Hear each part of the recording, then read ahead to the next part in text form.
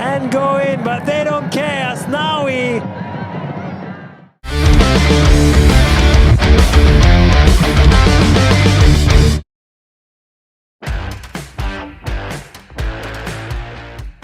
Keberhasilan Timnas Indonesia meraih 3 poin perdana di laga perdana Piala AFF 2024 benar-benar menjadi mimpi buruk tim tuan rumah Myanmar sebab harus tumbang di kandang sendiri.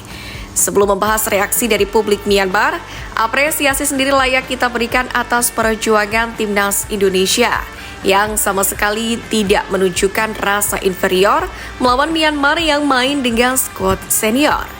Ya, sebelum laga sejatinya supporter Myanmar telah mewanti-wanti tim kesayangan untuk tak menganggap remeh Timnas Indonesia meski menurunkan skuad mudanya.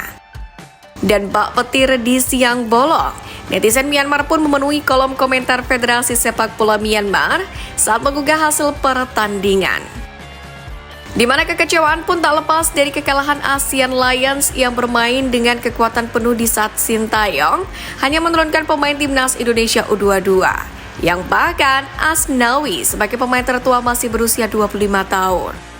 Selain itu, salah satu pemain Myanmar pun juga menjadi sasaran seperti Maung Maung Win yang menjadi pesakitan dengan disalahkan sebagai buntut kekalahan Myanmar. Pemain senior ini beberapa kali dianggap membuang peluang begitu saja yang membuat Timnas Indonesia tetap mempertahankan keunggulan sampai menit akhir.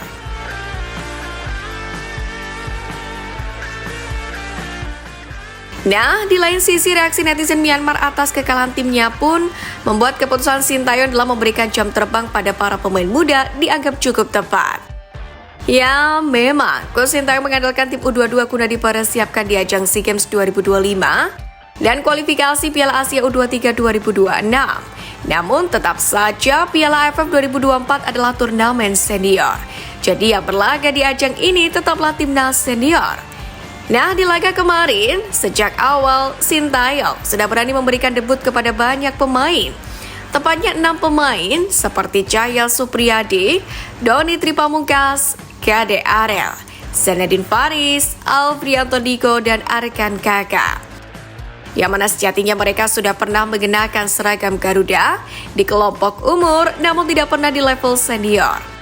Sisanya Muhammad Ferrari, Marcelino Ferdinand, Pratama Arhan, Hoki Caraka, dan Arkan Fikri adalah pemain senior yang dipercaya tampil sebagai starter di laga perdana kemarin.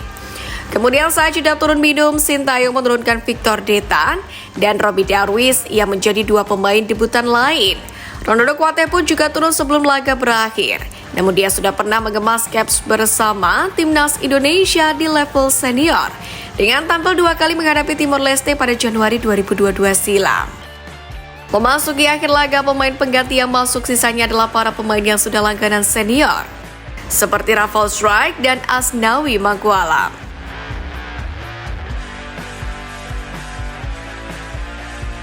Meski turun dengan rata-rata pemain debutan atau pemain U22, namun tim Garuda terlihat mampu mengimbangi permainan para pemain senior Myanmar, yang mana kedua tim juga nampak saling jual beli serangan. Skor sama kuat pun terus berlangsung hingga babak pertama usai. Nah, dalam laga yang berakhir dengan skor 1-0 ini, lemparan jauh Pratama Arhan pun masih menjadi bukti efektif buat bantu Timnas Indonesia saat mengalami kebuntuan. Yap, gol yang dicetak di menit ke-76 itu bermula dari lemparan jauh Arhan yang membuat kebelut di depan gawang Myanmar, sehingga bola liar dapat disambar Asnawi Mangkualam. Gol itu pun menjadi gol tunggal dalam kemenangan Indonesia di Piala AFF 2024 ini. Sebelumnya Pratama Arhan pun juga menjadi perhatian lewat lemparan ke dalam jarak jauhnya di kualifikasi Piala Dunia 2026, di mana lemparan Arhan berhasil menjadi asis bagi gol Maulana Fikri dalam pertandingan melawan Vietnam, yakni di Stadion Gelora Bung Karno pada Maret kemarin. Itu bahkan bukan yang pertama kalinya Indonesia berhasil mencetak gol berkat assist lemparan ke dalam jauh Pratama Arhan. Setidaknya ada 5 negara yang pernah menjadi korban lemparan maut Arhan saat membela Timnas Indonesia. 5 negara itu adalah Filipina di fase grup A Piala AFF 2022, Timor Leste pada pertandingan uji coba 2022, Vietnam di semifinal SEA Games 2023, Jepang saat Piala Asia 2023, dan Argentina kalah friendly match pada Juni 2023 Meskipun masih bisa ditepis oleh sang kiper Emiliano Martinez, ia mengakui bahwa lemparan itu memang sangat berbahaya.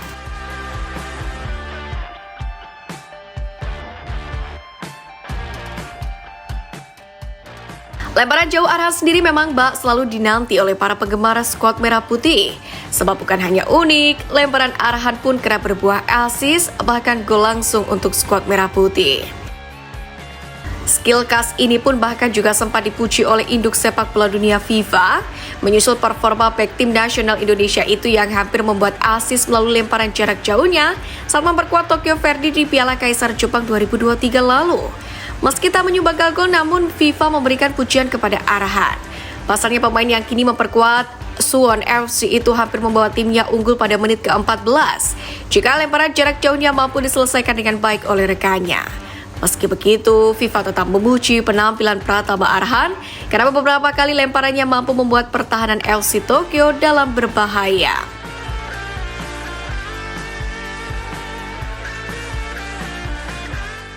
Nah, menariknya lemparan jarak jauh Arhan ini pun juga sampai viral di Liga Inggris, hingga English Football League atau EFL memberlakukan aturan khusus yang diterapkan sejak musim lalu. EFL sebelumnya memperkenalkan multi-ball di semua kompetisi Liga Inggris untuk musim 2023-2024, di mana klub tidak diizinkan lagi menggunakan handuk atau peralatan lainnya, termasuk yang diperoleh dari penonton untuk mengeringkan bola selama pertandingan. Dan menilik hal ini, tentu gaya khas lemparan jauh Arhan ini pun sudah diakui cukup efektif dalam mengatasi posisi tim yang tengah mengalami kebuntuan dan membutuhkan gol cepat lewat cara unik. Akan tetapi terlepas dari hal itu, dengan awal laga yang bisa dikatakan cukup ini, skuad Garuda tetap masih harus berbenah. Apalagi melihat bagaimana permainan Marcelino dan kawan-kawan kemarin yang masih begitu banyak melakukan beberapa kesalahan mendasar seperti passing atau bahkan komunikasi antar pemain.